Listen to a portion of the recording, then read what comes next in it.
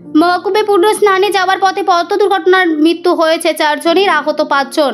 এলাকায় শোকের ছায়া নেমে এসেছে। পশ্চিম মেদিনীপুর জেলার গড়বেতার নলপা গ্রামের বাসিন্দা প্রণব সাহার বয়স 42 বছর, তার স্ত্রী শ্যামলী সাহা বয়স 34 বছর, তাদের 2 সন্তান সুদীপ সাহা 14 বছর এবং আনিশা সাহা 4 বছর।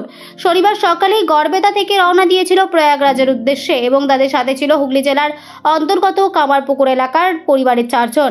একটি গাড়িতে মোট 9 জন ছিল।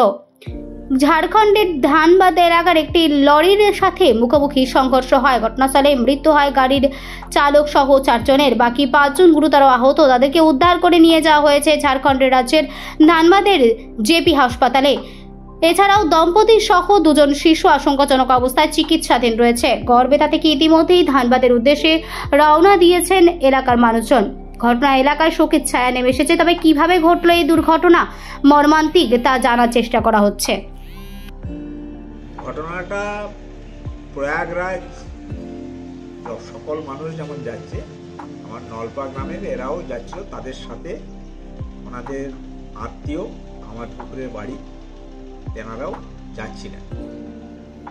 মাঝ রাত্রে আমরা যেটা বিশ্বস্ত সূত্রে জানতে পারি যে রাত্রি 2:30-3টা নাগাদ ধানবাদের কাছে গাড়ি দুর্ঘটনার কবলে পড়ে এবং সেইখানে স্পটে 4 জন মারা যান।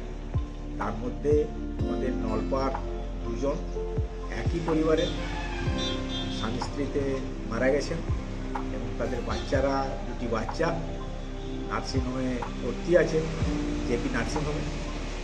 এবং অনুরূপভাবে ওনার যে আত্মীয়, সেই আত্মীয়